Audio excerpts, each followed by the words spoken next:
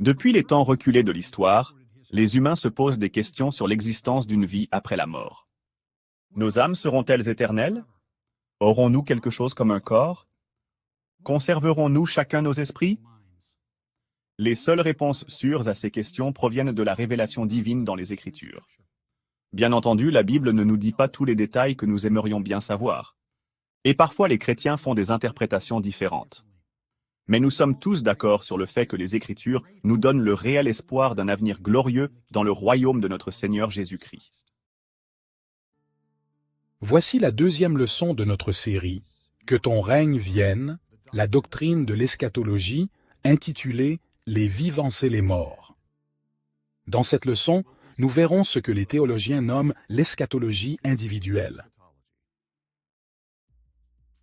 Dans une leçon précédente, nous avons défini l'eschatologie comme l'étude des choses dernières ou la doctrine des choses dernières. Nous disions aussi que l'eschatologie englobe la période des derniers jours, débutant avec la vie et le ministère de Jésus et finissant à son retour. Nous nous concentrerons maintenant sur une sous-catégorie appelée eschatologie individuelle. L'eschatologie individuelle concerne l'étude de la manière dont les êtres humains vivent l'ensemble des événements des derniers jours. S'agissant surtout de la vie, de la mort, de l'état intermédiaire et de l'état final de notre corps et de notre âme. Notre leçon sur les vivants et les morts se divisera en trois parties. Premièrement, nous verrons ce que dit la Bible sur l'état actuel de la vie humaine. Deuxièmement, nous examinerons l'état intermédiaire qui commence lorsque nous mourrons, et troisièmement, nous considérerons notre état final à la consommation de l'eschaton. Tournons-nous d'abord vers notre état actuel. Comme on l'a vu dans notre leçon précédente, l'humanité vit actuellement les derniers jours, aussi appelés eschaton. En conséquence, nous souffrons tous des difficultés de cette époque comme le péché et la mort. Ces difficultés sont cependant quelque peu atténuées par les bénédictions du siècle à venir, telles que la rédemption et le salut. Dans l'état actuel de l'humanité, les croyants ou les régénérés subissent simultanément les effets des deux âges, tandis que les incroyants ou les non-régénérés subissent toutes les difficultés de cet âge. En théologie, le terme régénérer veut dire recréer ou renaître. Nous pourrions donc désigner les humains régénérés comme étant spirituellement vivants. Il s'ensuit que le terme théologique non régénéré signifie ne pas être recréé, ne pas être né de nouveau. Autrement dit, les non régénérés sont spirituellement morts. Vu cette distinction, nous traiterons l'état actuel de l'humanité en deux parties. D'abord, nous considérerons ceux qui ne sont pas régénérés. Ensuite, nous nous tournerons vers ceux qui sont régénérés. Examinons d'abord l'état des non-régénérés. Les Écritures disent que l'être humain déchu naît, spirituellement mort. Les individus non régénérés demeurent dans un état de mort spirituelle car n'étant pas encore été renouvelés ou régénérés par le Saint-Esprit. Voyons alors trois caractéristiques du non régénéré. D'abord, la mort spirituelle. Ensuite, l'incapacité morale. Et enfin, l'inimitié avec Dieu. Nous commencerons par explorer leur mort spirituelle plus en détail. Il est tentant de penser à la mort spirituelle d'une manière parallèle à la mort physique. Cela est pourtant trompeur. Quand nous mourons physiquement, nos âmes sont séparées de nos corps. Nos corps sont incapables d'être autonomes et finissent donc par se décomposer, au point de redevenir poussière. Mais pour une personne spirituellement morte, son âme est active dans son corps. Les non-régénérés continuent de penser, de ressentir, de rêver, de choisir, d'interagir, de tout faire presque comme les régénérés. Ce ne sont ni des robots ni des corps dénués de raison. Alors, qu'est-ce que la mort spirituelle exactement? Le sujet de la mort spirituelle fait penser au Jardin d'Éden. C'est intéressant quand on regarde l'Ancien Testament et dans la Genèse. Quand Dieu parla à Adam et qu'il dit qu'il pouvait manger de tout arbre du jardin, des traductions en anglais et d'autres langues disent « Vous pouvez manger de tout ». Ce que Dieu disait, c'est donc qu'il pouvait manger à satiété, manger de tout. Mais il y a cet arbre, et si vous en mangez, comme j'aime à le dire, vous mourrez comme un clou de porte. Alors clairement, Dieu a dit que dès qu'Adam mangerait de ce fruit, il mourrait non seulement physiquement, mais aussi spirituellement. Tout au long de l'Ancien Testament, nous voyons le salaire horrible du péché. Même dans le Nouveau Testament, Paul parlera de cette mort spirituelle. Il y a un verset disant le salaire du péché est la mort. Un autre verset dira tous ont péché et sont privés de la gloire de Dieu. C'est tellement important de comprendre que le péché m'a séparé de Dieu. Ce péché a causé plusieurs problèmes. Quand je comprends pour la première fois que j'ai péché et que j'ai échoué, alors je pense, que puis-je faire? Et c'est là que l'Évangile intervient. Au début, Dieu créa Adam et Ève avec une vie spirituelle. Alors d'où nous vient la mort spirituelle? La réponse courte est de Dieu. Lorsqu'Adam et Ève se rebellèrent contre Dieu dans le jardin, Dieu maudit l'humanité par la mort spirituelle. Dans Genèse 2, verset 17, Dieu dit à Adam, « Mais tu ne mangeras pas de l'arbre de la connaissance du bien et du mal, car le jour où tu en mangeras, tu mourras. » Mais on voit dans Genèse chapitre 3 que Satan parla via le serpent et trompa Ève pour qu'elle mange le fruit. Quand Adam vit qu'Ève avait mangé et qu'elle vivait encore, il en mangea aussi. Puis, selon les termes de l'alliance que Dieu avait conclue avec Adam, Dieu les maudit. Ils ne moururent pas physiquement ce jour-là, mais ils devinrent spirituellement corrompus. Et cette corruption spirituelle est l'essence de la mort spirituelle. Dans Romains chapitre 7, versets 14 à 25, Paul parle de cela comme étant notre nature pécheresse. Il l'a décrit en disant que le péché vit à l'intérieur de notre corps et prend même le contrôle de notre esprit. Pire encore, la mort spirituelle touche tous les descendants d'Adam et d'Ève. Des passages tels que Jean chapitre 3 versets 5 à 7 et Romains chapitre 8. Verset 10 et Colossiens 2 verset 13 montrent que chaque humain, sauf Jésus, naît spirituellement mort. Comme Paul l'a indiqué dans Romains chapitre 5, versets 12 à 19, Adam était notre représentant, et donc nous partageons tous sa punition. L'une des doctrines les plus difficiles à comprendre que les gens disent souvent que la Bible enseigne est « Comment est-il possible que, comme par Adam, tous ont péché ?»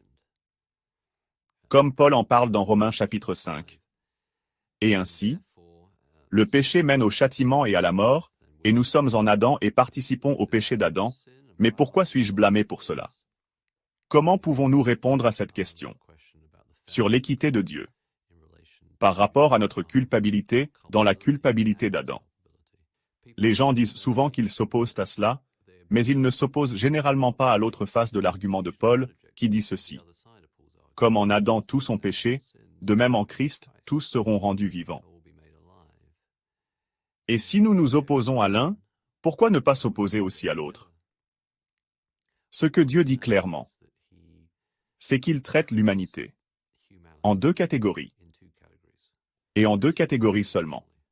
Ceci est extraordinairement utile pour toutes les études scientifiques de conflits raciaux ou de conflits de classe. Pour Dieu, il n'y a que deux catégories. On est soit un Adam, soit en Christ. Nous devrions accepter cela parce que c'est ce qui est enseigné dans la parole. Et pour la raison pratique que, si nous voulons accepter que nous pouvons être en Christ et rendus vivants, nous devons aussi accepter le revers de la médaille que Paul enseigne. Ayant compris que dans l'état actuel, les non-régénérés sont caractérisés par la mort spirituelle, on peut mieux voir leur incapacité morale. Le terme incapacité morale indique que les humains non régénérés ne peuvent réussir à plaire à Dieu ni mériter ses bénédictions. Mais encore, ils ne peuvent faire appel à lui pour obtenir ni son pardon, ni son salut. Augustin d'Hippone, de 354 à 430 après Jésus-Christ. Ce chrétien enseigna qu'avant le premier péché commis par l'humanité, Adam et Ève vivaient dans un état appelé posse non peccare. Nous pouvons littéralement traduire cette phrase latine par « pouvoir, ne pas pécher ». Dans son usage théologique, cependant, l'expression est plus communément traduite par la capacité de ne pas pécher. Selon Augustin, Adam et Ève avaient le pouvoir d'éviter complètement le péché.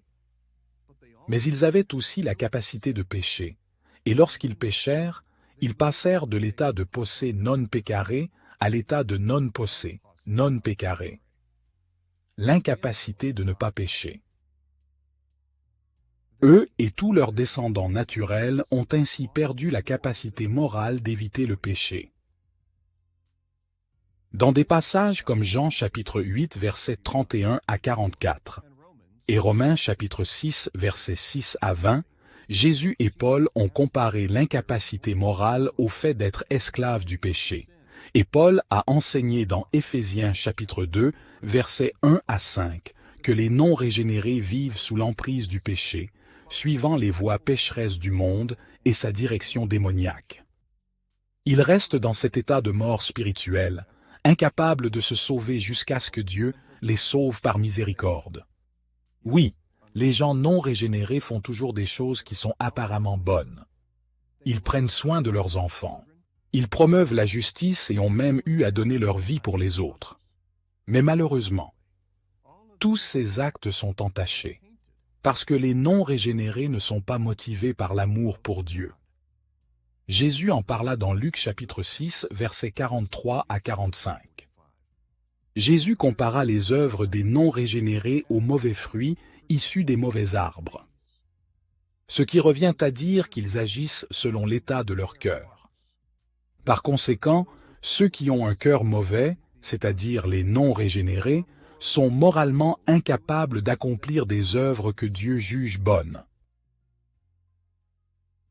Paul a décrit ce problème dans Romains chapitre 8, versets 6 à 8 en déclarant « Et l'affection de la chair, c'est la mort. L'esprit pécheur est hostile à Dieu. Il ne se soumet pas à la loi de Dieu, il en est incapable. Ceux qui sont contrôlés par la nature pécheresse ne peuvent plaire à Dieu. » Les non-régénérés sont-ils moralement capables de plaire à Dieu? La réponse est non. En effet, le concept plaire à Dieu doit être formulé en termes de relation. Ainsi, ces œuvres qui plaisent à Dieu, elles doivent venir nécessairement de la relation sincère qu'il doit y avoir entre l'homme et Dieu. Afin de plaire à Dieu par la manière dont nous vivons, nous devons tout d'abord croire que Dieu existe et qu'il récompense ceux qui le cherchent, comme cela est écrit dans le livre aux Hébreux. C'est la raison pour laquelle l'article de religion anglican dit ceci: les œuvres des non-régénérés possèdent nécessairement la nature du péché, parce que leurs œuvres, ce sont des choses faites par des personnes, en dehors du contexte de relation avec Dieu, mais aussi parce que l'humanité est faite pour avoir une relation avec Dieu, une relation qui est le contexte obligatoire dans lequel toute action qui plaît à Dieu doit se produire. Jusqu'ici, nous avons parlé des non-régénérés en termes de mort spirituelle et d'incapacité morale, ce qui nous conduit à leur troisième caractéristique, l'inimitié avec Dieu. L'un des aspects les plus néfastes de la mort spirituelle est que les non-régénérés sont les ennemis de Dieu. L'Écriture enseigne que Satan et ses disciples sont constamment en guerre contre Dieu et ses anges fidèles, et que les non-régénérés sont du côté de Satan. Ils aiment leur péché et détestent Dieu. Écoutez ce que Paul dit des non-régénérés dans Éphésiens chapitre 2, versets 1 à 3. Vous étiez morts par vos offenses et par vos péchés, dans lesquels vous marchiez autrefois, selon le train de ce monde, selon le prince de la puissance de l'air, de l'esprit qui agit maintenant dans les fils de la rébellion. Nous tous aussi, nous étions de leur nombre, et nous vivions autrefois selon les convoitises de notre chair, accomplissant les volontés de la chair et de nos pensées, et nous étions par nature des enfants de colère, comme les autres. Difficile d'imaginer un message plus fort de l'inimitié entre Dieu et les non-régénérés. Les non-régénérés ne sont pas de simples spectateurs ou civils innocents dans le conflit spirituel. Au lieu de cela, comme nous pouvons le lire dans Romains chapitre 5 verset 10 et Colossiens chapitre 1 dans le verset 21, les non-régénérés sont aussi les ennemis de Dieu, et donc condamnés à subir sa colère éternelle. Jésus a dit aux Juifs incroyants dans Jean chapitre 8, versets 42 à 44. « Si Dieu était votre Père, vous m'aimeriez. Vous avez pour père le diable, et vous voulez accomplir les désirs de votre père. » Et dans Jacques chapitre 4, verset 4, Jacques écrit « Ne savez-vous pas que l'amour du monde est inimitié contre Dieu? Celui donc qui veut être ami du monde se rend ennemi de Dieu. » Rien de tout cela ne signifie que les non-régénérés s'opposent sciemment et délibérément à Dieu, même si certains le font clairement. Cependant, la plupart des non-régénérés sont tout simplement trompés. Après tout, les fausses religions et même l'athéisme prétendent promouvoir de véritables visions du monde. Mais même lorsque les non-régénérés manquent d'animosité directe et explicite envers le Dieu de la Bible, ils demeurent toujours ses ennemis. Ils font toujours partie du royaume de ce monde, en empruntant les chemins tracés par Satan. Ils continuent de refuser la bonté de Dieu et de s'opposer à l'autorité de Dieu, et Dieu persiste à les condamner. Après avoir considéré l'état actuel de l'humanité du point de vue des non-régénérés, tournons notre attention vers le régénéré. Souvenez-vous que le terme technique « régénérer » signifie « recréer » ou « renaître ». En d'autres termes, les régénérés sont ceux qui sont nés de nouveau grâce à l'œuvre du Saint-Esprit. Lorsque cela arrive, notre esprit est régénéré ou reçoit une nouvelle vie. Nous explorerons les caractéristiques du régénéré de 3 manières, correspondant à notre discussion sur le non-régénéré. Premièrement, nous verrons qu'ils ont une vie spirituelle. Deuxièmement, nous expliquerons leur capacité morale. Et troisièmement, nous nous concentrerons sur leur réconciliation avec Dieu. Examinons d'abord leur vie spirituelle. La Bible enseigne que tous les êtres humains naissent dans un état de mort spirituelle. Donc pour que nous soyons régénérés, que nous ayons la vie spirituelle, nos âmes doivent passer de la mort à la vie. Nous pourrions considérer cela comme une sorte de résurrection spirituelle. Ce principe est clairement enseigné dans Jean chapitre 5, verset 24, Éphésiens chapitre 2, versets 4 et 5, et Colossiens chapitre 2, verset 13. Les Écritures décrivent aussi ce processus comme une renaissance. Les êtres humains naissent d'abord en recevant la vie physique, mais pour recevoir les bénédictions de Dieu, telles que le salut, nous devons vivre une seconde naissance spirituelle.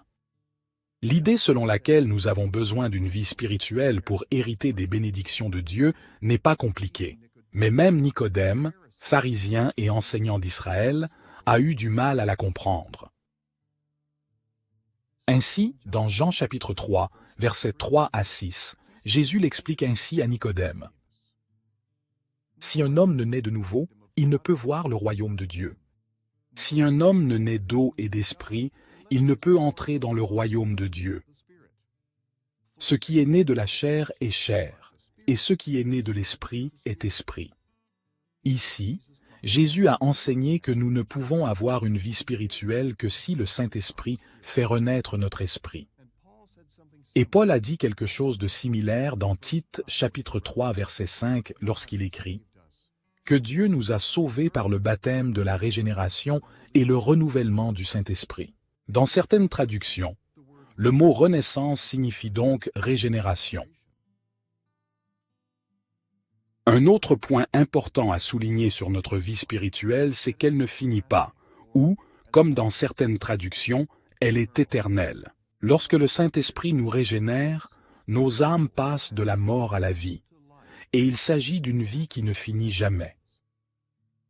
Même lorsque nos corps terrestres mourront, nos âmes vivront éternellement. La vie éternelle est l'un de ces concepts merveilleux que chaque chrétien a déjà entendu, connaît et devrait croire.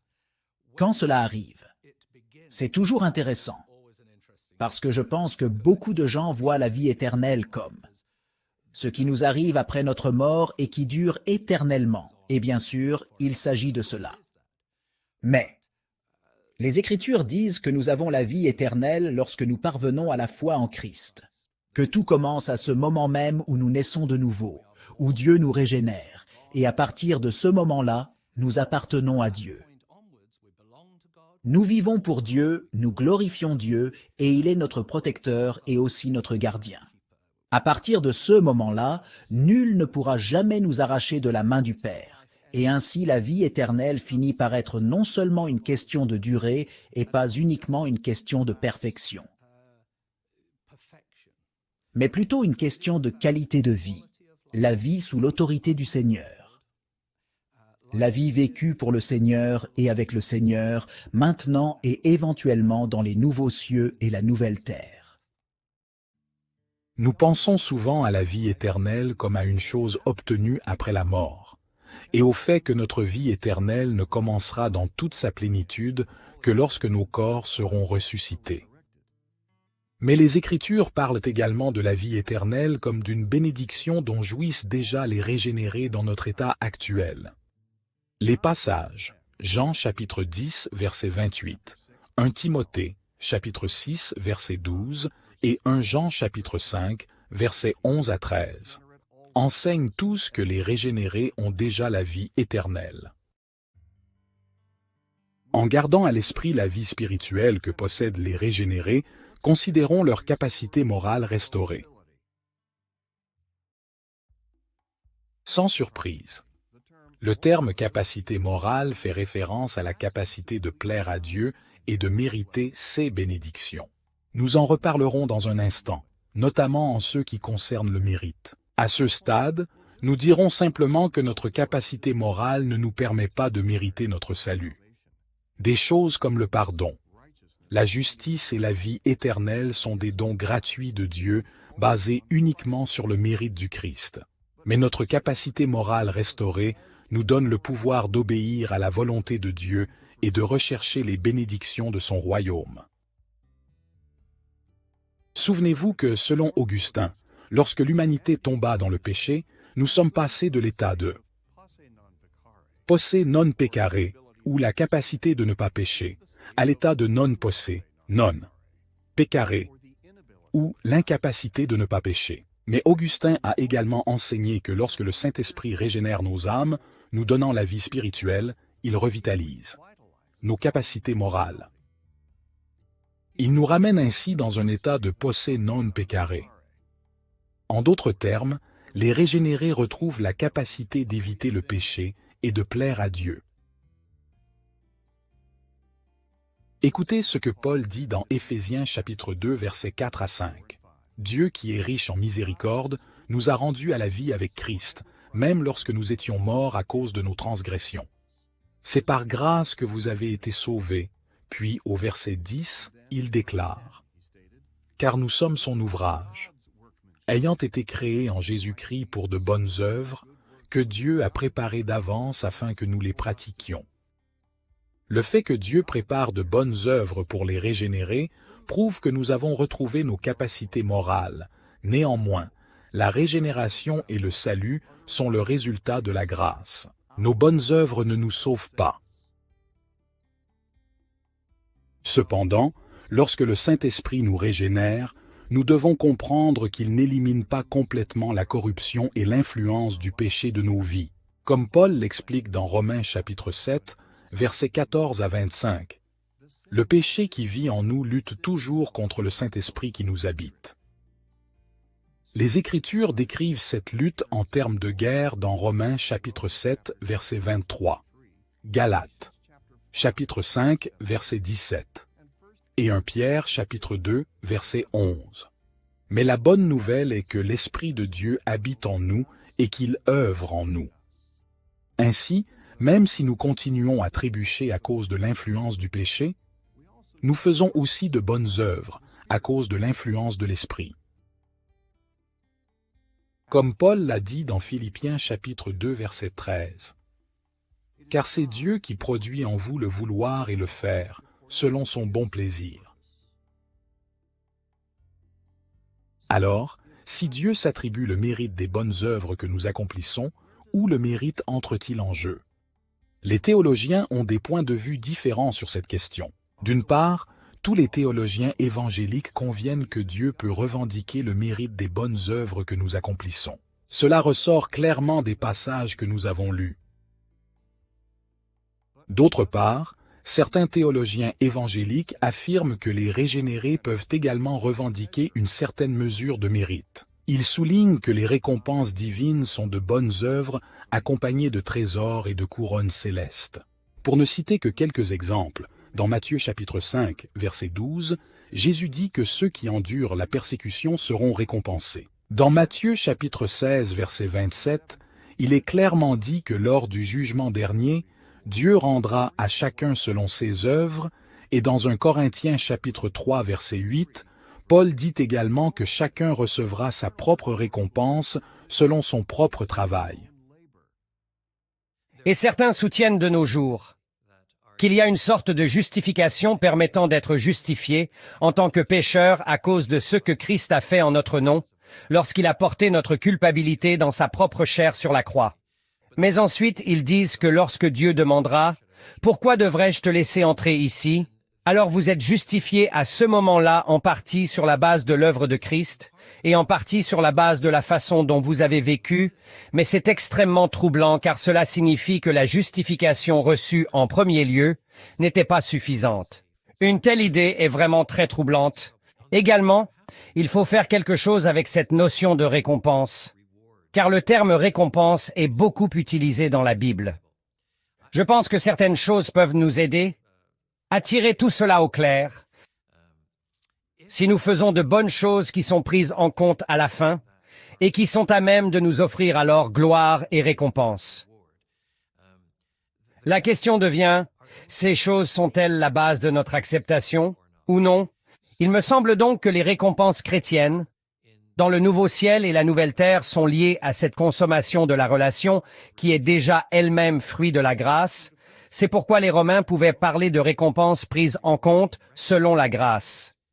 Et ceci, pour que nos œuvres ne deviennent pas la base comme si elles avaient une contribution indépendante à apporter.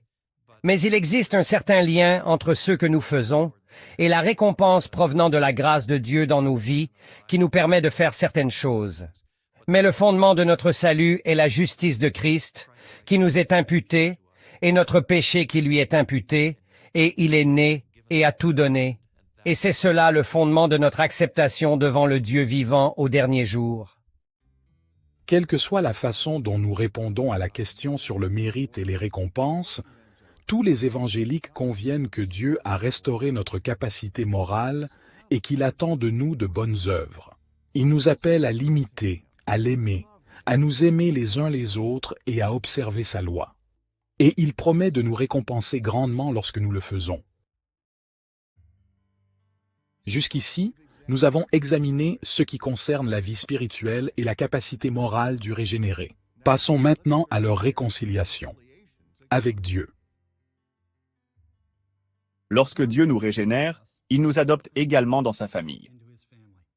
Nous étions autrefois des ennemis luttant contre Dieu aux côtés de Satan, mais maintenant, Dieu a fait la paix avec nous à travers Jésus.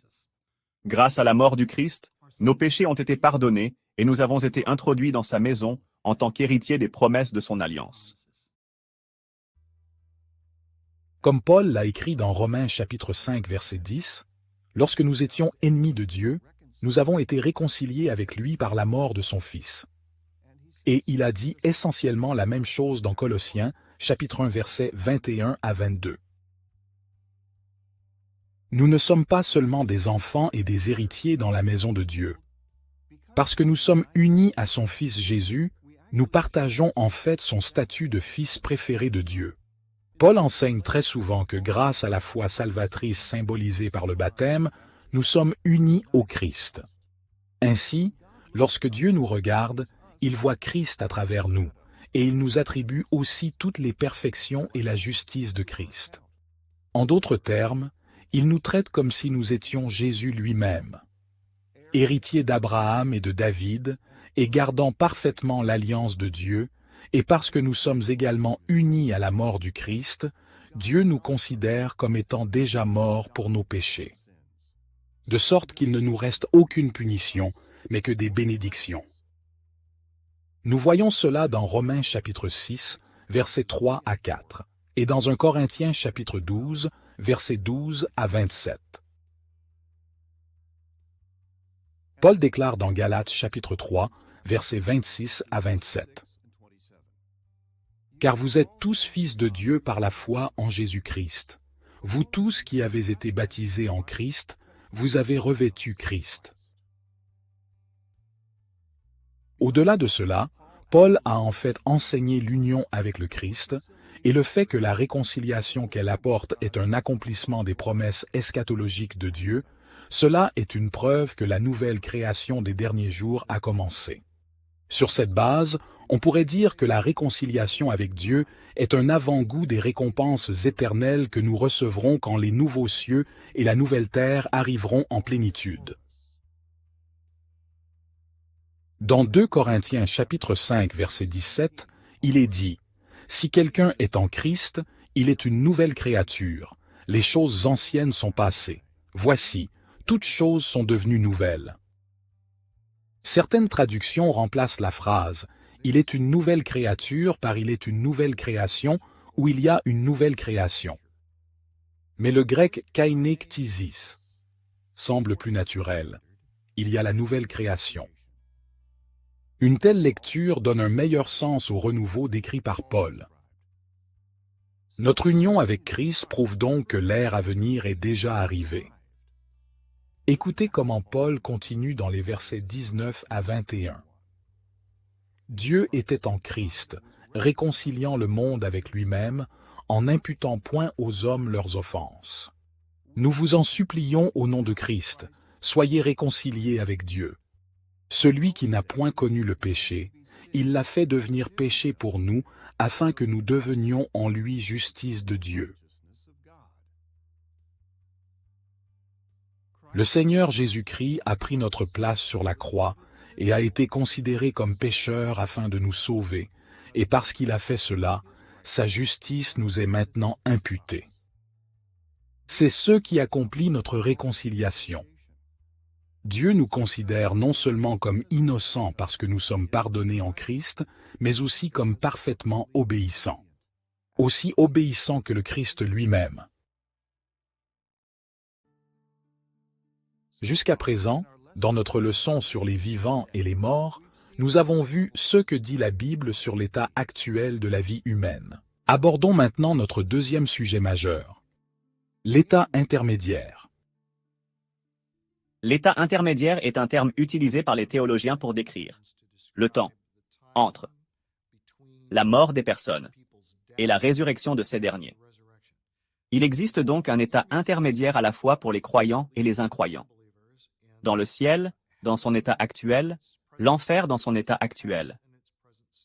Ce sont des choses que l'on appelle parfois le ciel actuel et l'enfer actuel, et tandis que l'enfer éternel éventuel sera dans les temps de feu.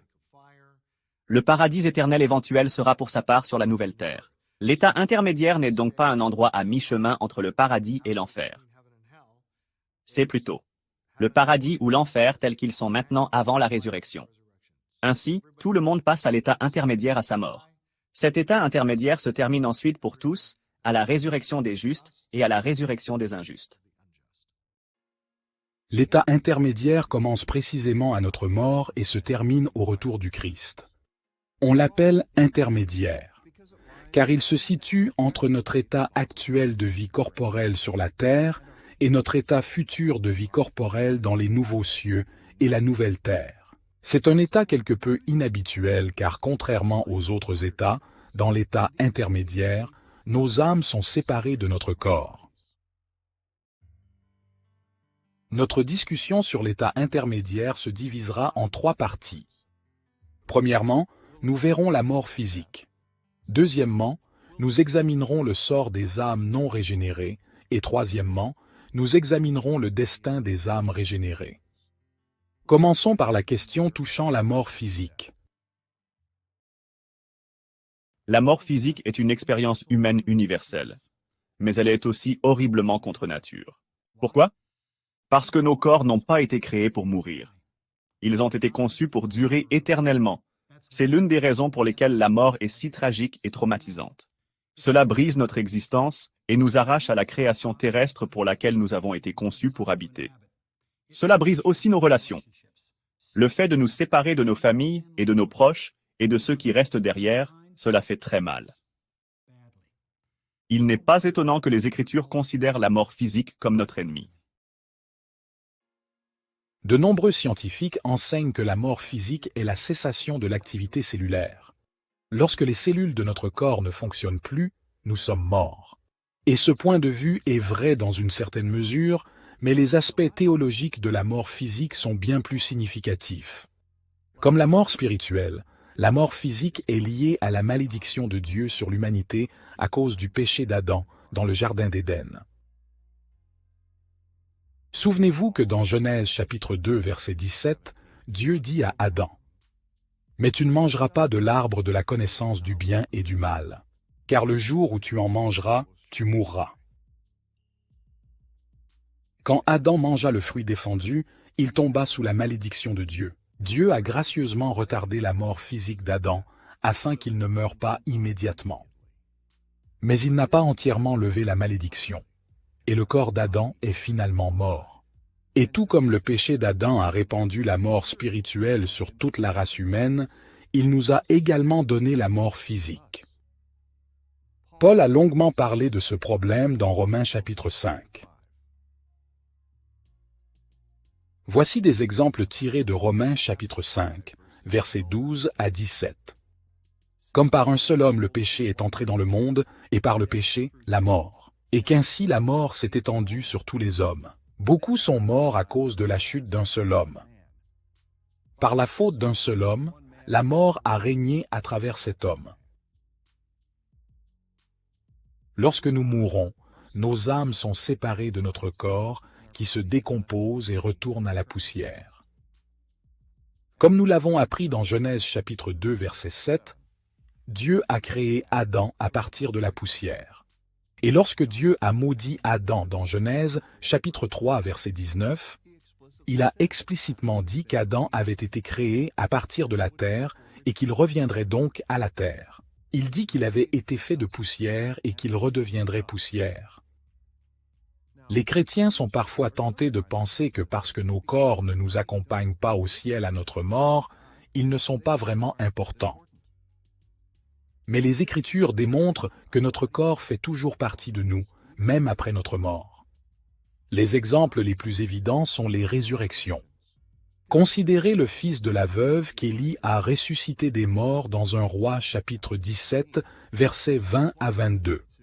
Ou Lazare que le Seigneur a ressuscité des morts dans Jean chapitre 11, versets 43 à 44.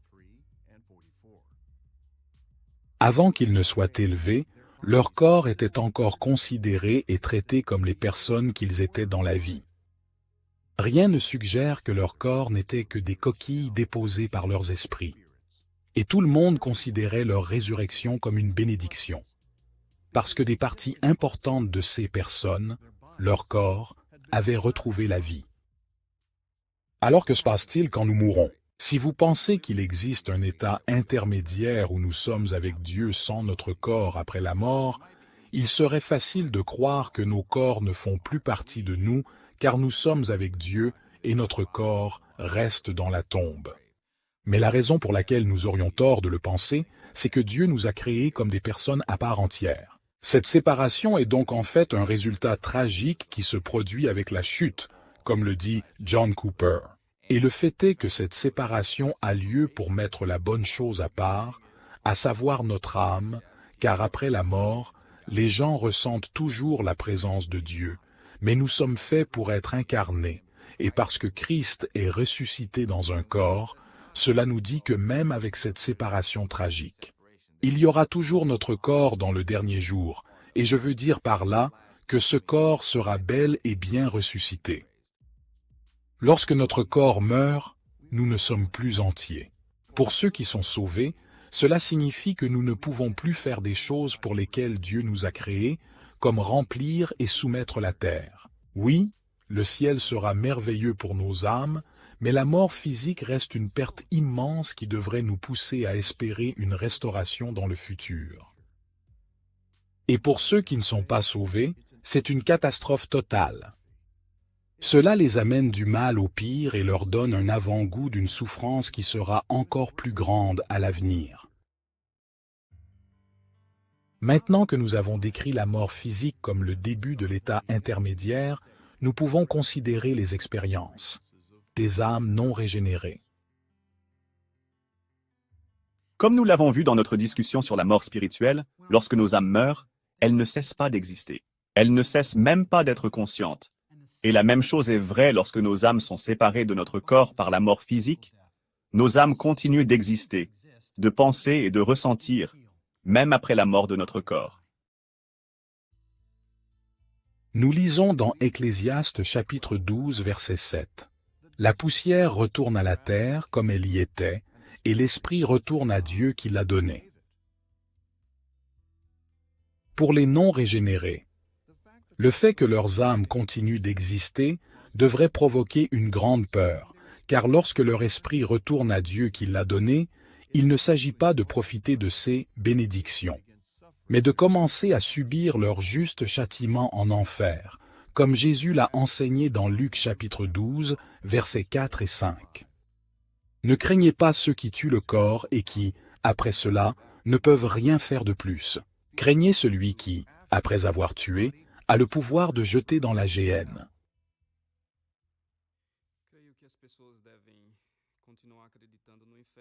Je pense que les gens devraient croire en l'enfer pour deux raisons. La première raison est que Jésus-Christ a parlé à plusieurs reprises de l'enfer.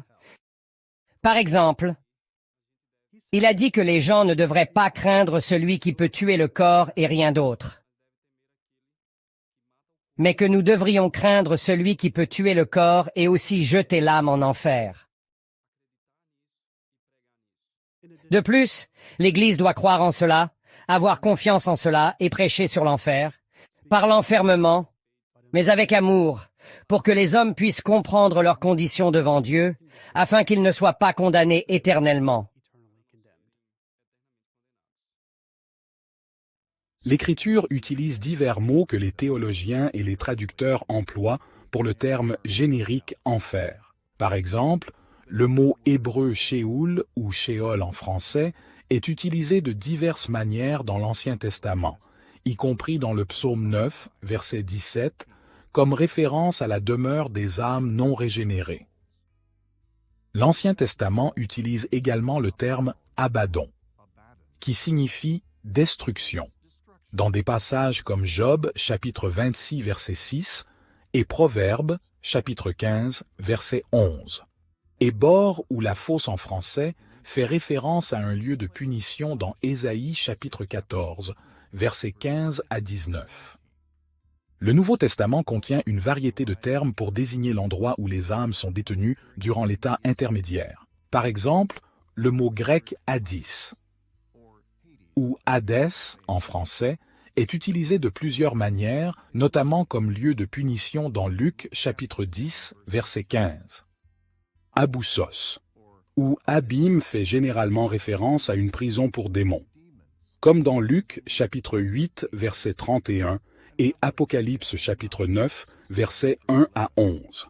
Mais dans Romains chapitre 10, verset 7, Paul l'a également utilisé pour désigner un lieu pour âmes humaines, y compris l'âme juste de Jésus.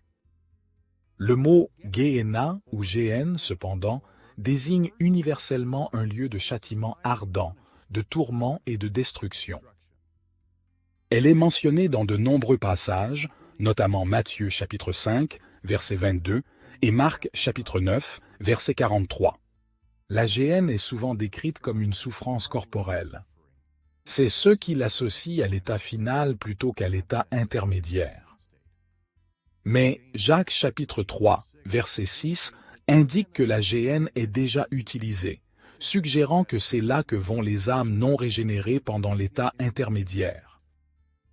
L'image la plus claire de la façon dont les âmes non régénérées vivent l'état intermédiaire nous vient de Luc chapitre 16, versets 19 à 31.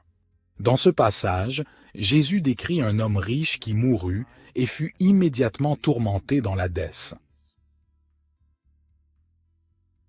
Dans Luc chapitre 16, versets 23 à 25, l'Hadès est ainsi décrit.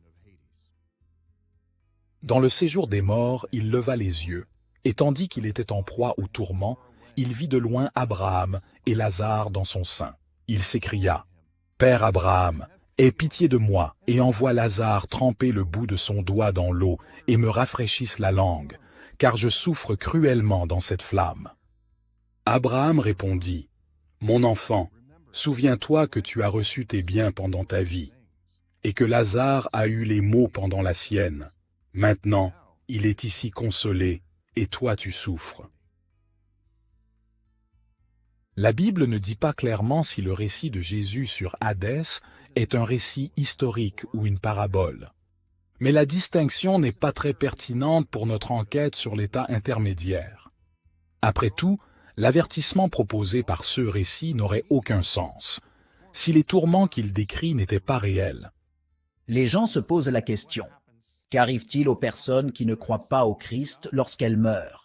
Et la réponse est donnée à plusieurs endroits dans le Nouveau Testament, mais l'une des plus détaillées se trouve dans Luc chapitre 16, où Jésus donne une parabole, mais c'est une parabole qui décrit, de manière réaliste, ce qu'est la vie après la mort pour les croyants comme pour les incroyants. Et les incroyants sont l'homme riche. Il va être tourmenté. Et cela arrive juste après sa mort. Il commence donc déjà à être puni. Parce qu'il s'est rebellé contre Dieu, et bien sûr, en dehors de Jésus-Christ, ses péchés ne sont pas payés, et donc il est décrit comme étant dans la souffrance. Mais c'est un état qui est antérieur au jugement final quand le Christ reviendra. Après avoir exploré l'état intermédiaire en ce qui concerne la mort physique et les âmes non régénérées, tournons notre attention vers les âmes régénérées. Évidemment, les âmes régénérées continuent d'exister tout comme les âmes non régénérées, mais leur expérience est bien différente.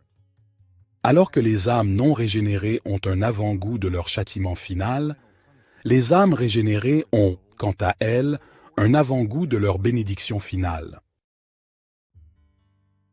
Nous mentionnerons 3 expériences vécues par les âmes régénérées pendant l'état intermédiaire, et nous commencerons par le fait qu'elles sont effectivement dans la présence du Seigneur au ciel. À plusieurs endroits, des auteurs et des personnages bibliques expriment leur conviction que lorsque les régénérés meurent, leur âme est immédiatement emmenée dans la présence de Dieu au ciel. Par exemple, dans Luc chapitre 23 verset 43, Jésus a dit aux voleurs pénitents sur la croix que, ce jour même, ils seraient ensemble au paradis. Apocalypse, chapitre 6, verset 9 parle des âmes des martyrs, dans le tabernacle céleste de Dieu, et Paul attendait avec impatience la mort physique comme moment où son âme partirait pour être avec Jésus. Écoutez ce que Paul a écrit dans 2 Corinthiens chapitre 5, verset 8. Nous aimons mieux quitter ce corps et demeurer auprès du Seigneur. Et dans Philippiens chapitre 1, verset 23, il dit « J'ai le désir de m'en aller et d'être avec Christ, ce qui de beaucoup est le meilleur. » Qu'arrive-t-il aux croyants à la mort? Voyons Jésus la nuit avant sa mort. Il est entouré de ce petit groupe de disciples, ils sont comme en deuil, il leur adresse certaines de ses dernières paroles et leur parle de l'avenir. La première chose qu'il dit est la suivante, « Je vais vous préparer une place, et après l'avoir préparée, je reviendrai et vous emmènerai pour que là où je suis, vous y soyez aussi avec moi. Ainsi, lorsque le croyant meurt, dit Jésus, Je viendrai vers ce croyant et lui dirai, « Allons-y, il est temps de partir, et je t'accompagnerai jusqu'à la maison du Père. C'est une chose incroyable. Il est l'escorte, mais pas seulement. Il est aussi la destination. Je vais te préparer une place, et quand je l'aurai préparée, je reviendrai et je t'emmènerai avec moi, afin que tu viennes là où je suis. » Il ne se contente donc pas de m'y escorter. Il est la destination, mais comment connaît-on les voies à suivre? Il est aussi le chemin, la vérité et la vie. C'est donc lui l'escorte, il est la destination, il est le chemin. Alors, que nous arrive-t-il après notre mort? Concentrez-vous entièrement sur Jésus. Il vous y accompagnera. Il sera le chemin à suivre, il sera la destination, et il nous a préparé une place, bien sûr, en mourant pour nous. C'est lui qui nous permet d'y parvenir en mourant sur la croix, afin que notre péché soit réellement traité et que nous puissions trouver notre chemin vers le ciel à travers son sacrifice sur la croix. Lorsque les régénérés meurent, leur corps repose dans la tombe, mais leurs âmes sont immédiatement emmenées dans la présence du Seigneur au ciel. Elles y restent jusqu'à la dernière résurrection. Nous devons être clairs ici. L'expression standard dans la tombe inclut tous ceux qui sont morts, que leur corps ait ou non été déposé dans des tombes physiques. Nous devons aussi mentionner que certains chrétiens dans l'histoire ont enseigné une vision nommée le sommeil de l'âme. C'est l'idée selon laquelle Dieu n'emmène pas notre âme au ciel immédiatement après notre mort. Mais il pense que nos âmes restent inconscientes avec notre corps jusqu'au retour de Jésus. Les partisans de ce point de vue font appel à des passages comme Daniel chapitre 12, verset 2, et 1 Corinthiens chapitre 15, verset 51, qui font référence aux morts comme s'ils dormaient. Mais c'est un point de vue incompatible avec les Écritures. Comme nous l'avons vu, Jésus, Paul et d'autres croyaient qu'ils seraient ensemble au ciel immédiatement après leur mort, et la Bible enseigne que les martyrs sont déjà au ciel et pleinement conscients. En termes simples, lorsque la Bible parle de morts endormis, cela doit être compris comme un euphémisme, une manière métaphorique douce de parler de la mort. Jésus lui-même a parlé de cette façon concernant la mort de Lazare dans Jean chapitre 11, versets 11 à 14, lorsqu'il a dit que Lazare était endormi. Les chrétiens modernes utilisent des euphémismes similaires, lorsque nous disons que les morts ont trépassé, qu'ils sont partis rejoindre le Seigneur. Une deuxième expérience que vivent les âmes régénérées pendant l'état intermédiaire est la communion avec d'autres âmes régénérées au ciel.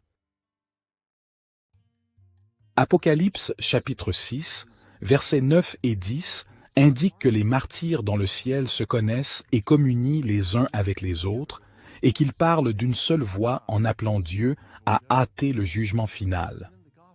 Et dans les évangiles, lorsque Jésus a été transfiguré devant Pierre, Jacques et Jean, il apparut avec Moïse et Élie, qui parlèrent avec lui et entre eux. Nous lisons à ce sujet dans Matthieu chapitre 17 verset 3, Marc chapitre 9 verset 4 et surtout Luc chapitre 9 verset 30 à 31. Dans le récit de Jésus sur Abraham et l'homme riche, on peut voir que l'âme d'un pauvre nommé Lazare est réconfortée par Abraham. De plus, dans Luc chapitre 16 verset 26, Abraham révèle qu'il existe un grand gouffre qui sépare les âmes régénérées des âmes non régénérées. Cela suggère qu'Abraham et Lazare ne sont pas seuls de leur côté du gouffre, mais qu'ils sont plutôt en communion avec toutes les autres âmes régénérées. Et Hébreux, chapitre 12, versets 22 à 23, parle d'ailleurs d'une assemblée céleste, des esprits des justes rendus parfaits. Dans le contexte d'Hébreux chapitre 11, verset 40, cette assemblée inclut toute personne régénérée qui a connu la mort physique. La troisième expérience des âmes régénérées pendant l'état intermédiaire est qu'elles atteignent la sainteté parfaite. Lorsque nous parlons de sainteté humaine dans ce contexte, nous pensons à la fois à la pureté morale et à l'acceptabilité, en présence de Dieu, quand nos âmes sont séparées de notre corps par la mort physique. Le péché perd son emprise sur nous et nous évitons désormais avec empressement tous les péchés.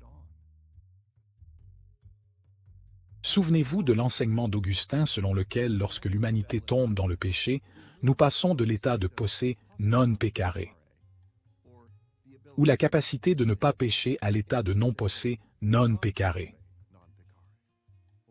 ou l'incapacité de ne pas pécher. Il faut se souvenir aussi que selon Augustin, lorsque le Saint-Esprit régénère nos âmes, il nous ramène dans un état de posse non peccare, pour restaurer notre capacité morale. Augustin a également enseigné que dans l'état final, nous atteindrons la condition de non posse peccare, qui signifie en latin l'incapacité de pécher. Mais qu'en est-il de l'état intermédiaire? Quand perdons-nous la capacité de pécher? Les Écritures suggèrent que nous perdons la capacité de pécher lorsque nous entrons dans l'état intermédiaire. C'est ce à quoi pense le chapitre 12, verset 23 d'Hébreux, lorsqu'il fait référence aux esprits des justes rendus parfaits. Les âmes régénérées deviennent parfaites dans l'état intermédiaire parce qu'elles ne sont plus corrompues par le péché et qu'elles sont reçues dans la présence immédiate de Dieu. Comme cela est dit dans le petit catéchisme de Westminster, à la question 37, au jour de leur mort, les âmes des croyants sont rendues parfaites en sainteté et entrent immédiatement dans la gloire. Pour soutenir cette idée, le catéchisme renvoie à 2 Corinthiens chapitre 5, versets 1, 6 et 8, à Philippiens chapitre 1 verset 23, et à Luc chapitre 23 verset 43. Chacun de ces passages indique simplement que dès que le régénéré meurt, il est immédiatement emmené au paradis. Mais pourquoi la mort physique est-elle l'événement qui nous libère de la corruption et de l'influence du péché?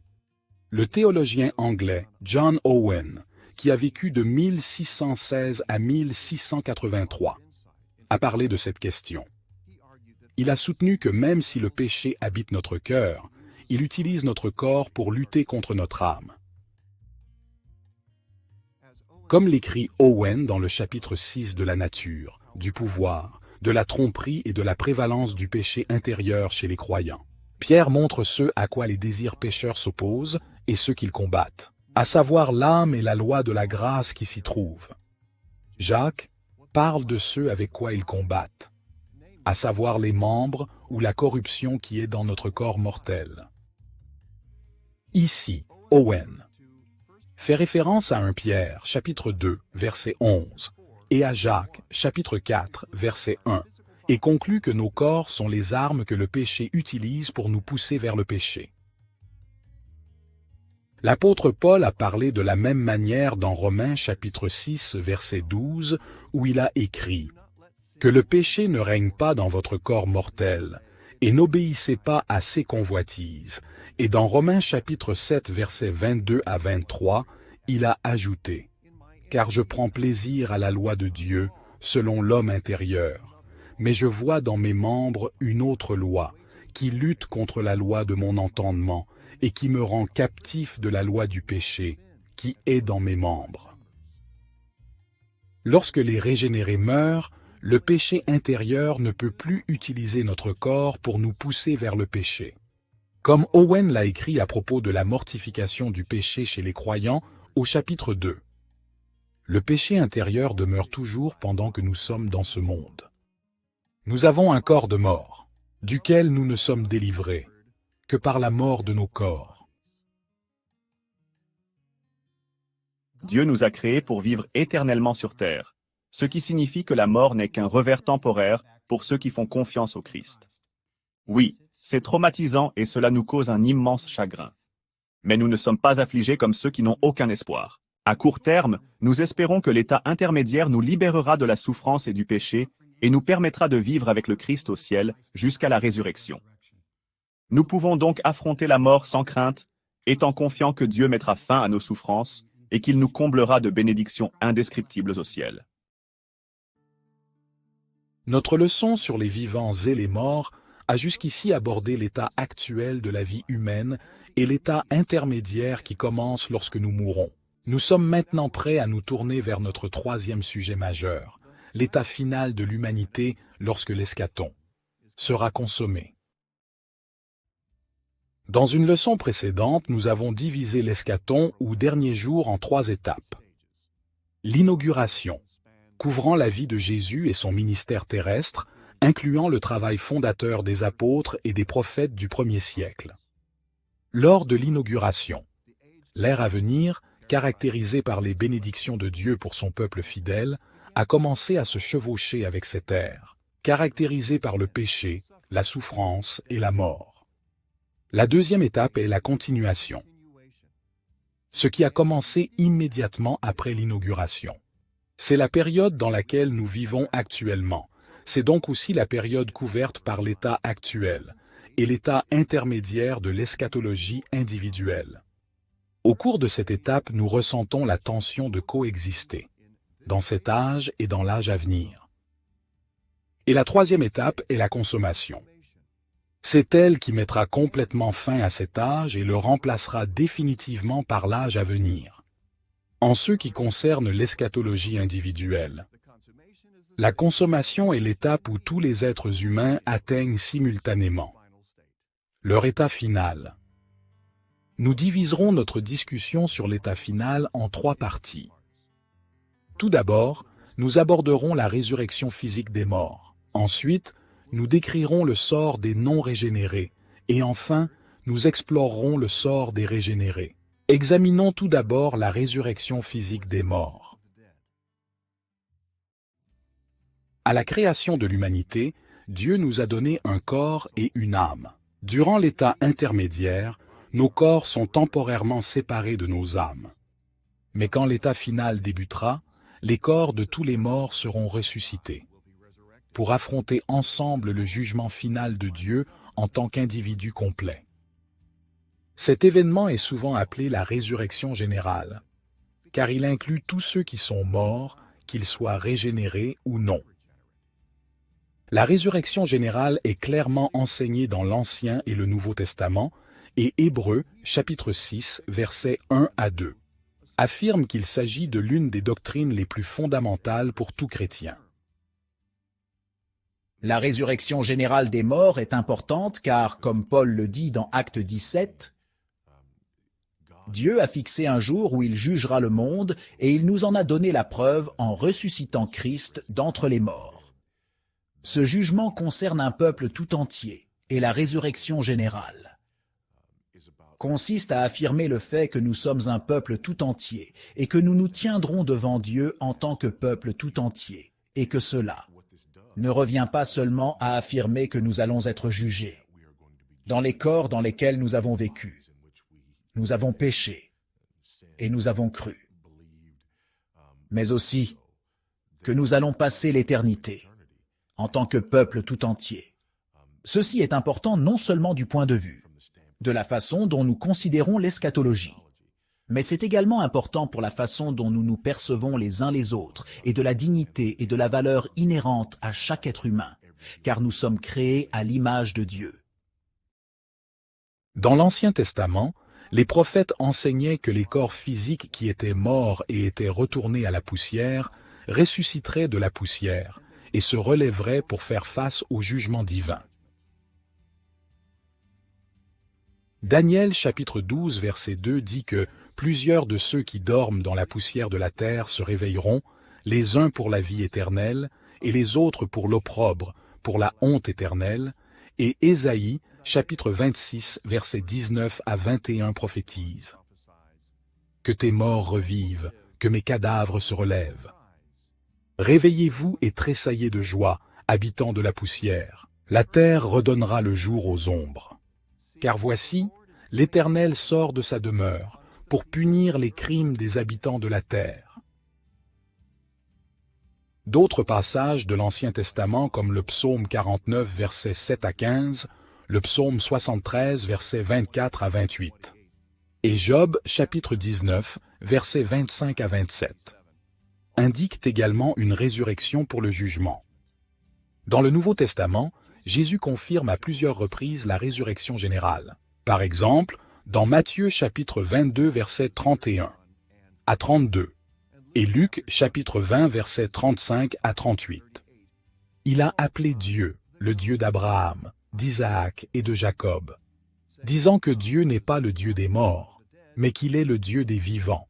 Et écoutez ce que Jésus a aussi dit dans Jean chapitre 5, versets 28 à 29. Car l'heure vient où tous ceux qui sont dans les sépulcres entendront sa voix, et en sortiront. Ceux qui auront fait le bien ressusciteront pour la vie, et ceux qui auront fait le mal ressusciteront pour le jugement. Comme dans l'Ancien Testament, Jésus dit que tous les morts ressusciteraient lors de la résurrection générale lors du jugement de Dieu. Et d'autres personnages fiables du Nouveau Testament croyaient la même chose, comme Marthe dans Jean chapitre 11 verset 24, et les apôtres dans Actes chapitre 4 verset 2. L'apôtre Paul a également abordé la résurrection générale dans Actes chapitre 17 verset 32, au chapitre 23 verset 6 et au chapitre 24 verset 21, ainsi que dans 1 Corinthiens chapitre 15 verset 12 à 42. Le Nouveau Testament enseigne que la résurrection générale aura lieu au trône du jugement de Dieu, ou du moins, c'est là que toute l'humanité sera amenée après avoir été ressuscitée. Écoutez la vision de l'apôtre Jean dans Apocalypse chapitre 20, versets 11 à 13. Puis je vis un grand trône blanc et celui qui était assis dessus. La mer rendit les morts qui étaient en elle, la mort et le séjour des morts rendirent les morts qui étaient en eux, et chacun fut jugé selon ses œuvres. Le dernier détail à mentionner sur la résurrection générale est ce qui arrive à ceux qui seront encore en vie lorsque le jour du jugement arrivera, comme ceux qui sont ressuscités. Ceux qui sont encore en vie seront aussi jugés. 1 Corinthiens chapitre 15, versets 51 à 52. Mentionne cela avec une référence spécifique aux régénérés. Mais il s'applique aussi à tous, partout dans le monde, comme Paul l'a écrit dans 2 Corinthiens chapitre 5, versets 9 et 10. C'est pour cela aussi que nous nous efforçons de lui être agréables, soit que nous demeurions dans ce corps, soit que nous le quittions. Car il nous faut tous comparaître devant le tribunal de Christ, afin que chacun reçoive selon le bien ou le mal qu'il aura fait, étant dans son corps. À la consommation, les morts ressusciteront et rejoindront ceux qui étaient restés en vie devant le trône de jugement de Dieu, et il nous jugera tous selon nos œuvres. Ceux qui lui auront été infidèles seront condamnés pour leurs péchés et recevront un châtiment éternel. Mais ceux qui ont été fidèles, ceux qui ont été régénérés par le Saint-Esprit et justifiés en Jésus-Christ, recevront une récompense éternelle.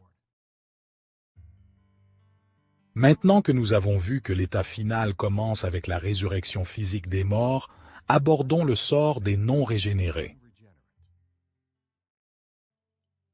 Comme nous l'avons vu, tous les êtres humains déchus méritent d'être punis à cause du péché d'Adam, mais en plus de cela, nous sommes également coupables de nos propres péchés. En conséquence, Dieu serait juste en nous condamnant tous. Mais par sa grande miséricorde, il en sauve certains. Malheureusement, mais à juste titre, ceux qui ne sont pas sauvés subissent le châtiment approprié pour leurs péchés. Comme Jésus lui-même l'a dit dans Matthieu chapitre 16, verset 27. « Car le Fils de l'homme doit venir dans la gloire de son Père, avec ses anges, et alors il rendra à chacun selon ses œuvres. » Le mot traduit ici par « rendra » vient du mot grec « apodidomie ». Certaines traductions parlent de « récompense ». Mais Jésus a été clair sur le fait que la récompense fait ici référence à la fois aux punitions et aux bénédictions, selon ce que chacun a fait. Cette même idée est claire dans toute l'Écriture, y compris dans Marc chapitre 9, versets 43 à 47, Jean chapitre 5, verset 29, 2 Corinthiens chapitre 5, verset 10, et 2 Pierre chapitre 2, versets 4 à 9. Plus tôt, nous avons mentionné les différents termes que les Écritures utilisent pour l'enfer. Les descriptions de l'enfer dans le Nouveau Testament appartiennent généralement à l'une des deux catégories. se référant à l'enfer comme un lieu d'obscurité, ou comme un lieu de feu.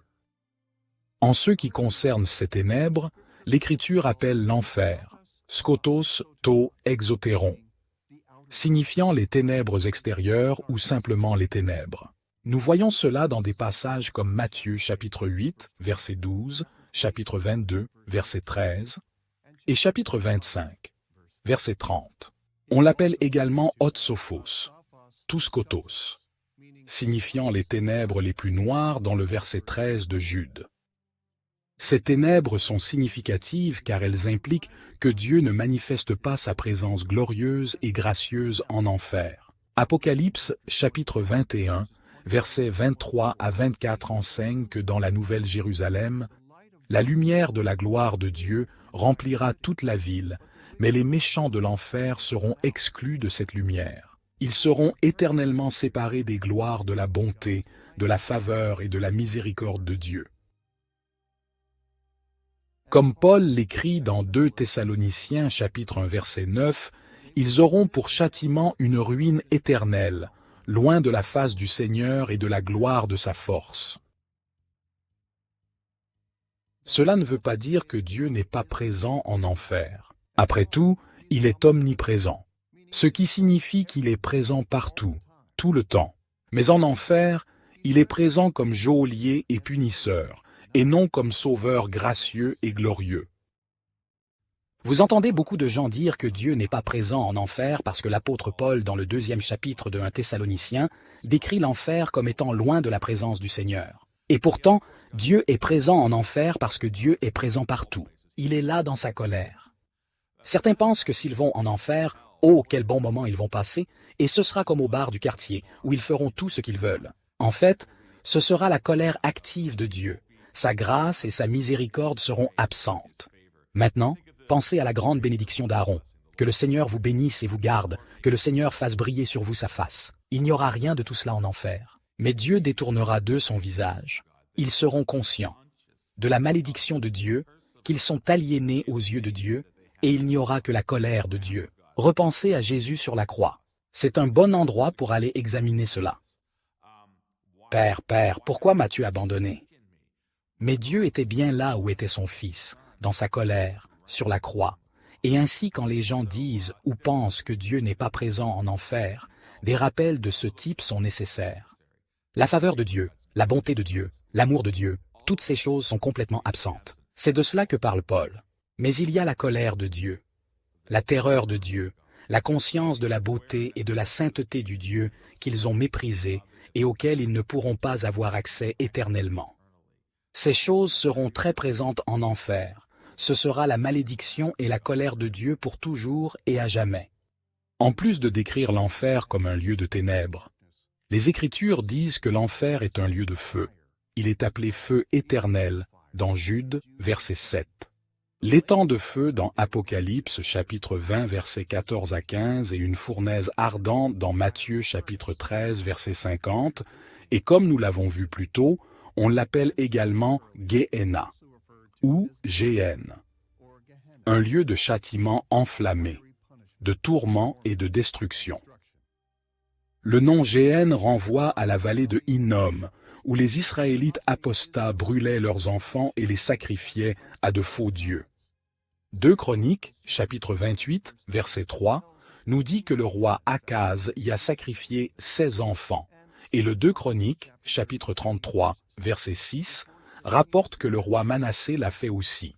De toute évidence, cette vallée terrestre n'était qu'une métaphore du véritable enfer. Néanmoins, cela indique le genre de tourment que les méchants peuvent y subir. Mais la chose la plus effrayante que l'on puisse dire à propos de l'enfer est sans doute le fait qu'il ne finira jamais. Comme Paul l'a écrit dans 2 Thessaloniciens chapitre 1 verset 9, les méchants seront punis par une destruction éternelle. Jésus a fait la même remarque dans Matthieu chapitre 25 verset 41, où il qualifie l'enfer de feu éternel, et dans Matthieu chapitre 25 verset 46, où il parle de châtiment éternel. Aussi, Hébreux chapitre 6 verset 2 appelle l'enfer le jugement éternel.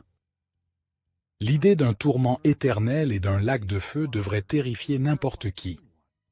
Cela devrait nous motiver, nous qui courons vers Dieu pour implorer sa miséricorde en Christ. Et quand nous pensons à notre famille et à nos amis non sauvés qui passent l'éternité dans de tels tourments, cela peut nous amener à nous demander comment un Dieu aimant a pu infliger un châtiment aussi sévère aux personnes qu'il a créées. Leur péché justifie-t-il vraiment un sort aussi terrible? L'une des questions les plus difficiles auxquelles nous aurons jamais à répondre en tant que pasteurs est de savoir comment un Dieu aimant pourrait envoyer quelqu'un, même ses ennemis, à la damnation éternelle ou en enfer, et je pense que la réponse réside dans une compréhension de la sainteté de Dieu. Je ne pense pas que la plupart des gens comprennent à quel point Dieu est saint, et par conséquent, à quel point nous sommes pécheurs. Nous avons une vision très limitée de la sainteté de Dieu, et nous ne comprenons donc pas que lorsque nous avons offensé ou péché contre un Dieu infiniment saint, alors nous méritons une punition infinie. Quand on y pense vraiment, cela prend tout son sens. Mais je pense que le fait que Dieu soit si incroyablement saint et qu'à notre tour, nous soyons si incroyablement pécheurs pourrait faire en sorte que sa colère se déverse à juste titre sur l'humanité. Si l'écart entre sa sainteté et notre état de péché n'était pas si grand, si le gouffre n'était pas si large, alors Dieu aurait pu simplement dire « Eh, je vous pardonne vos péchés » et personne n'irait en enfer, mais il y a cependant la croix de Jésus. Il a déversé sa colère sur le Seigneur Jésus à la croix. Ce serait assez grave s'il n'y avait pas d'enfer alors qu'il y a un si grand fossé entre la sainteté de Dieu et notre injustice. Et donc la bonne nouvelle est que n'importe qui peut éviter la colère de Dieu grâce au sacrifice de Jésus sur la croix. Et je pense que la question n'est pas de savoir pourquoi un Dieu aimant enverrait les gens en enfer, mais comment un Dieu aimant pourrait permettre à chacun d'entrer au ciel. Et cela, il l'a fait à travers Jésus. Et la seule façon pour bien comprendre cela est de comprendre à quel point il est saint et à quel point nous sommes pécheurs. Aussi dur que cela puisse paraître, les méchants méritaient leur châtiment en enfer, et même si nous pouvons pleurer à cause de leur souffrance parce que nous les aimons, nous ne pouvons pas les considérer comme injustes ou immérités. Après avoir examiné l'état final en ce qui concerne la résurrection physique et le châtiment des non-régénérés, concentrons-nous sur les bénédictions finales reçues par les régénérés. Pour le régénéré, l'état final sera merveilleux. La mort ne pourra pas nous retenir. Une fois que nos corps seront ressuscités des morts, le Seigneur rendra ses jugements finaux. Et pour nous, ces jugements n'apporteront que des bénédictions. En Christ, nous sommes parfaits et les jugements de Dieu le reflèteront. Nous ne savons pas exactement à quoi cela ressemblera, mais les détails que les Écritures nous donnent sont plus que suffisants pour nous convaincre que notre état final dépassera nos rêves les plus grands. Nous considérerons 3 aspects de l'état final dont jouira le régénéré, à commencer par le fait que nous aurons des corps parfaits. Nous avons déjà vu que nos corps seront ressuscités pour le jugement final, mais il est encourageant de comprendre à quoi ressemblera alors notre corps. Dans l'état intermédiaire, nos âmes régénérées sont perfectionnées en sainteté, mais nos corps se décomposent dans la tombe. Donc, en ce sens, notre salut n'est pas complet pendant l'état intermédiaire. Mais il est complet dans l'état final car, comme Paul l'a dit dans Romains 8, verset 23, c'est à ce moment-là que nos corps sont rachetés. Nos âmes sont régénérées dans l'état présent et seront libérées de la corruption dans l'état intermédiaire. Mais nos corps doivent attendre l'état final pour leur renouvellement et pour qu'ils deviennent parfaits. Les théologiens appellent souvent cela notre glorification, car nous serons enfin capables de refléter la gloire de Dieu de la manière qu'il a prévue depuis le début. Mais à quoi ressembleront exactement nos corps glorifiés? Dans 1 Corinthiens chapitre 15, versets 52 à 54, Paul les décrit comme impérissables et immortels. Cela signifie que nous ne tomberons plus malades, ne serons plus infirmes et ne mourrons plus. Et écoutez ce que Paul dit dans Philippiens chapitre 3, verset 21. Jésus-Christ qui transformera le corps de notre humiliation en le rendant semblable au corps de sa gloire. Aussi incroyable que cela puisse paraître, le Nouveau Testament rapporte que le corps de Jésus ressuscité était physique et substantiel. Par exemple, il était capable de manger, dans Luc, chapitre 24, versets 30 à 43, et Thomas pouvait toucher le côté de Jésus qui était percé, comme nous le voyons dans Jean chapitre 20, verset 27. Mais le corps ressuscité de Jésus était également différent de son corps mort. Il a pu apparaître soudainement à 16 apôtres dans Luc, chapitre 24, verset 36, et disparaître de leur présence dans Luc, chapitre 24, verset 31.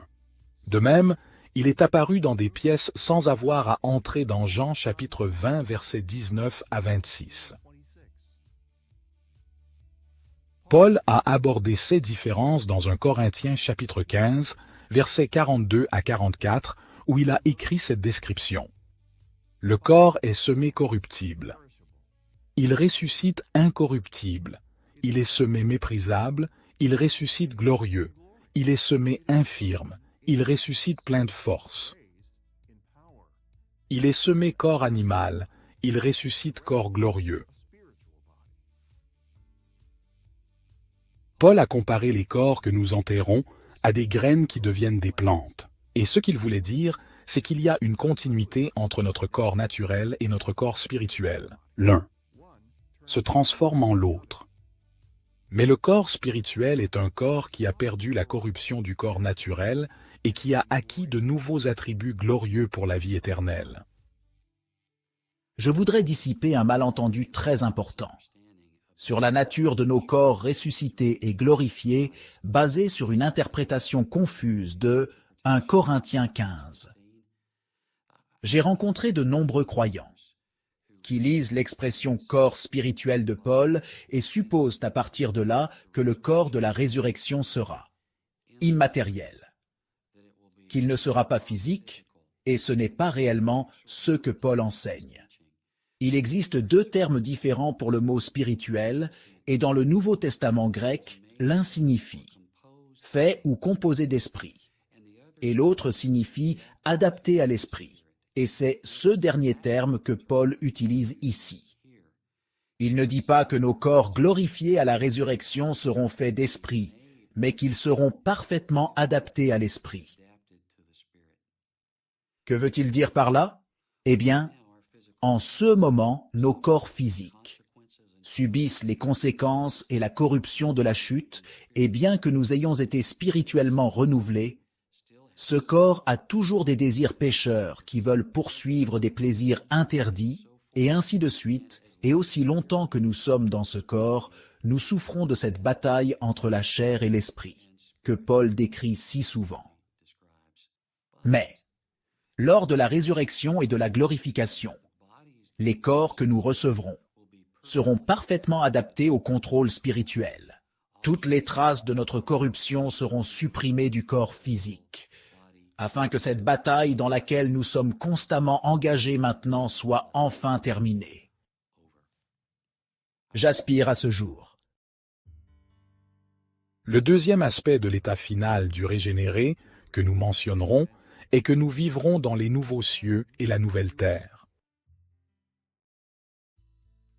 Beaucoup d'entre nous se contentent d'apprendre que notre âme ira au paradis à notre mort, mais comme nous l'avons vu, ce n'est que notre état intermédiaire. Nous ne recevons que des bénédictions partielles au ciel puisque nos corps restent dans la tombe. Nous recevrons nos bénédictions pleines et entières lorsque nous vivrons corporellement dans les nouveaux cieux et la nouvelle terre. Cela a toujours été l'espoir du peuple de Dieu depuis qu'Adam et Ève ont corrompu la création actuelle.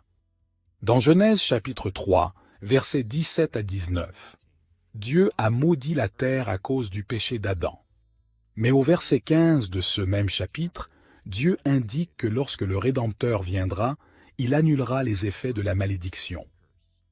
Le prophète Ésaïe a parlé de cet espoir dans Ésaïe, chapitre 65, verset 17, et chapitre 66, verset 22, lorsqu'il fait référence à la consommation du royaume terrestre de Dieu comme de nouveaux cieux et une nouvelle terre. L'apôtre Pierre a confirmé cette espérance dans 2 Pierre chapitre 3 verset 13.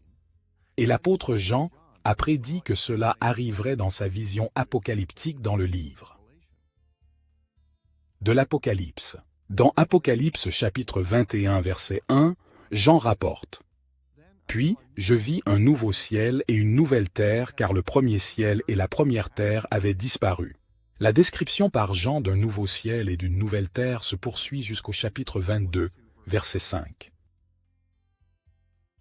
Dans les nouveaux cieux et la nouvelle terre, la malédiction de Dieu sur la terre sera complètement supprimée. Le sol ne nous causera plus de problèmes et nous profiterons et nous occuperons du royaume parfait de Dieu avec facilité. Et plus important encore, Dieu sera présent avec nous de manière visible. Apocalypse chapitre 21, versets 22 à 23, enseigne que sa gloire illuminera la nouvelle Jérusalem.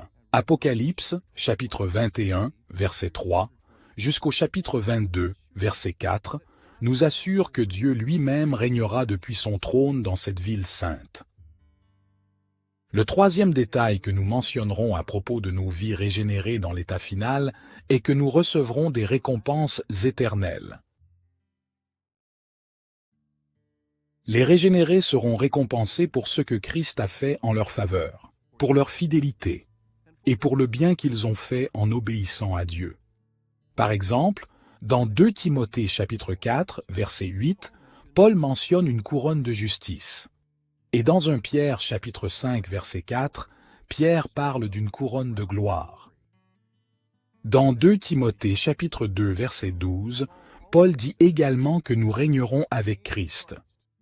Hébreux chapitre 4, versets 1 à 11 dit que nous entrerons dans le repos final du Shabbat de Dieu, et à plusieurs endroits, Jésus a parlé d'amasser notre trésor dans le ciel, avec Matthieu chapitre 6, verset 20, Marc chapitre 10, verset 21, et Luc chapitre 12, verset 33.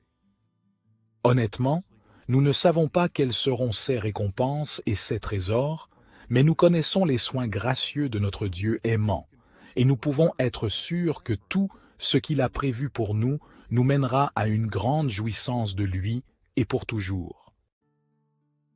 Dans cette leçon, nous avons exploré les différents états des vivants et des morts dans l'eschatologie individuelle. Nous avons examiné l'état actuel des non-régénérés et des régénérés.